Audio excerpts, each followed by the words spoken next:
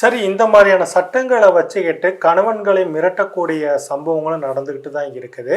இந்த மாரி சம்பவங்களுக்கு நீதிமன்றம் என்ன சொல்லுது? பிரவீன்குமார் ஜெயின் வர்சஸ் சஞ்சு ஜெயின் அப்படிங்கிற ஒரு வழக்குல சுப்ரீம் கோர்ட் என்ன சொல்லியிருக்கு அப்படின்னா, இந்த ஜீவனாம்சம் மெயின்டெனன்ஸ் அப்படிங்கிற விஷயம் வந்து கணவர்கள தண்டிக்கிற மாதிரி இல்லாம, ஆப்போசிட் சைட் அதாவது மனைவிக்கும் சரி, அவங்க குழந்தைங்களுக்கும் சரி, ஒரு டீசென்ட் ஸ்டாண்டர்ட் ஆஃப் லிவிங்க அஷ்யூர் பண்ற மாதிரி இருக்கணும் அப்படிங்கிறது சுப்ரீம் கோர்ட்டோட கருத்து.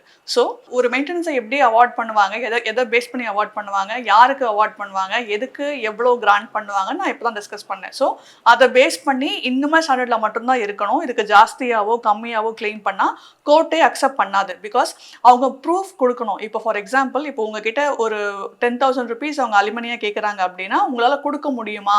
அப்படிங்கிறத முதல்ல கோர்ட் யோசிக்கும். நீங்க என்ன சம்பாதிக்கிறீங்க? உங்ககிட்ட என்ன அசெட் இருக்கு? எல்லாத்தையும் கோர்ட் யோசிக்கும்.